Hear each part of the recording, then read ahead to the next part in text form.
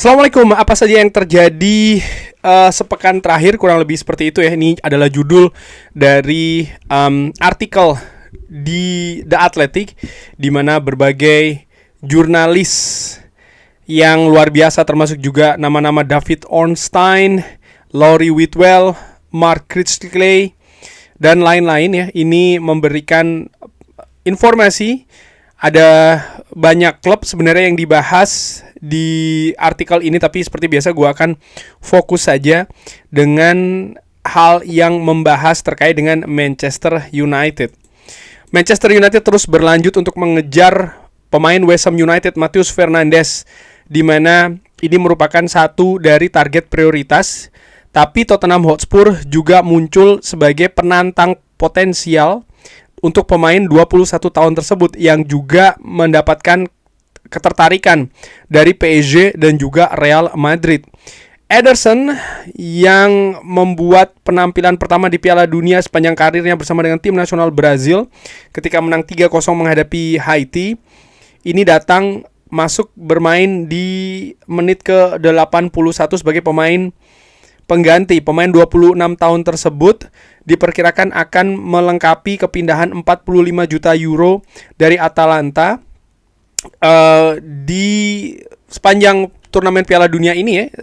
Ini masih terkendala tes medis. Jadi tapi memang diprediksi Ederson ini akan diresmikan sepanjang pegelaran Piala Dunia ini. Manchester United juga disebutkan masih mengalami kompetisi yang serius untuk mendatangkan pemain-pemain kunci, dan apakah ini menjadi permasalahan untuk Manchester United ya. Manchester United menghadapi persaingan serius untuk target-target utama mereka. Dan persaingan dari rival Premier League dan juga klub-klub di seluruh Eropa adalah hal yang wajar di setiap bursa transfer, mengingat pasar yang diincar Manchester United. Hal itu tidak harus menjadi hambatan. Bahkan di titik terendah setelah musim yang buruk, United telah menunjukkan bahwa mereka masih memiliki daya tarik yang cukup besar. Finish di peringkat ke-15 Premier League pada musim 2024-2025 dan kegagalan lolos ke Eropa tidak menghalangi Bryan Mbeumo, Benjamin Sesko untuk bergabung meskipun ada minat dari klub lain. Pada musim panas sebelumnya, United mengalahkan persaingan dari Real Madrid untuk menyelesaikan transfer Leny Yoro senilai 62 juta euro. Kesepakatan pribadi antara United dan Fernandes diperkirakan tidak akan menjadi masalah. Namun, bahkan jika Old Trafford adalah pilihan pemain, persaingan untuk mendapatkan tanda tangannya dapat memiliki konsekuensi yang jelas, yaitu menaikkan atau menetapkan harga jualnya. Tuntutan West Ham sebesar 80 juta pounds diperkirakan akan menjadi kendala utama. United telah menunjukkan keengganan untuk memenuhi nilai tersebut, tetapi jika rival bersedia mendekati harga yang diminta West Ham United, manajemen Old Trafford mungkin akan dihadapkan pada sebuah keputusan. United belum mengajukan tawaran resmi untuk Fernandes, meskipun diperkirakan akan ada tawaran selanjutnya. Posisi atau pemain apa yang diincar oleh Manchester United? Selain Fernandes, United juga telah melakukan penyelidikan terkait kesepakatan untuk Alex Scott. Bournemouth berusaha untuk memperbarui kontrak pemain berusia 22 tahun itu yang masih tersisa 2 tahun. Kesepakatan baru apapun dapat mencakup klausul pelepasan sekitar 75 juta pounds. Jadi yang diincar adalah release clause 75 juta pounds untuk Alex Scott. Ini Bournemouth nampaknya diperkirakan oleh The Athletic akan lebih menuju ke angka tersebut. Elliot Anderson akan menjadi target ideal bagi Manchester United, tetapi tuntutan Nottingham Forest dianggap terlalu tinggi. United sudah lama tertarik pada Carlos Baleba dan Adam Wharton, yang termasuk di antara sejumlah gelandang lain yang sedang dipantau. Crescencio Summerfield adalah salah satu dari beberapa opsi yang dipertimbangkan jika United memutuskan untuk memperkuat posisi sayap kiri. Alternatifnya, United bisa memperkuat posisi bek kiri dengan Lewis Hall dari Newcastle sebagai salah satu pilihan yang diincar.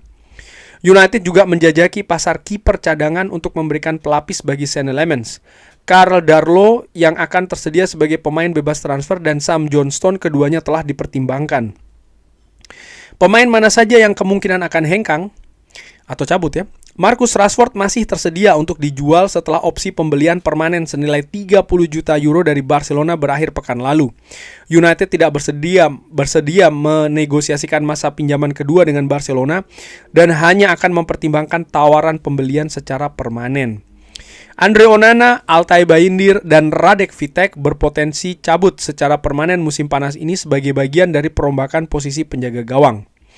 Manchester United bersedia mendengarkan tawaran untuk Manuel Ugarte, dan kepergian Joshua Zirkzee dapat mendorong United untuk mendatangkan penyerang tengah cadangan untuk memberi backup ya bagi Benjamin Sesko. Jadi untuk posisi striker siapa yang akan didatangkan ini masih akan tergantung dari Joshua Zirkzee. Kalau Joshua Zirkzee cabut, ya Manchester United baru akan bergerak.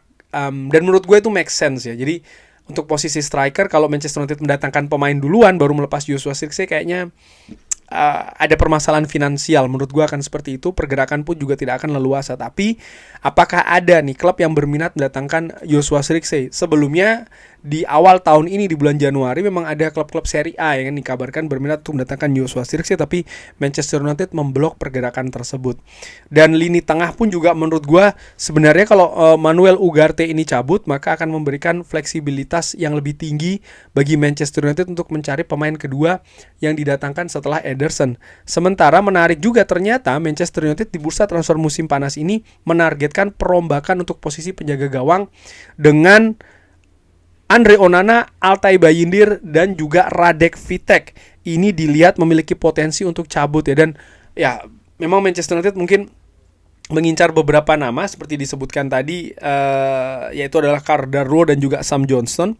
Dan kalau dilihat memang profilnya dua pemain ini kan lebih ke penjaga gawang senior, sehingga kalau Altay Bayindir ataupun Radek Vitek ini dinilai, terutama Radek Vitek ya mungkin tidak ada kesesuaian ya antara rencana dari Manchester United dan juga Radek Vitek. Sementara Andre Onana kita tahu memang sudah tidak masuk ke rencana dari Michael Carrick.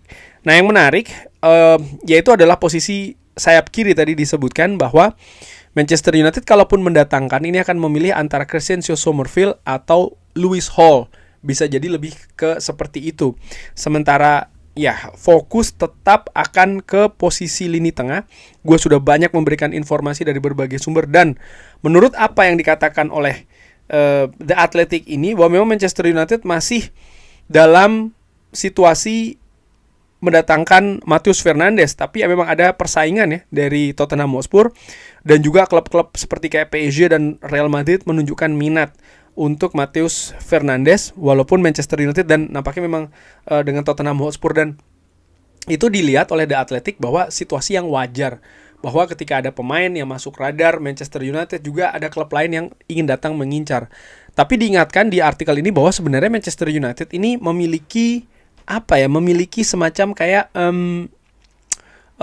reputasi yang bagus dalam persaingan. Kalau melihat dalam beberapa musim terakhir, Benjamin Sesko, Bryan Mbeumo, dan juga Leny Yoro didatangkan ke Old Trafford itu bukan tanpa persaingan. Bahkan persaingannya juga dengan klub-klub yang berbobot. Tapi Manchester United berhasil memenangkan hal tersebut, mendatangkan pemain-pemain itu walaupun tanpa misalnya sepak bola Eropa, walaupun tanpa stabilitas, walaupun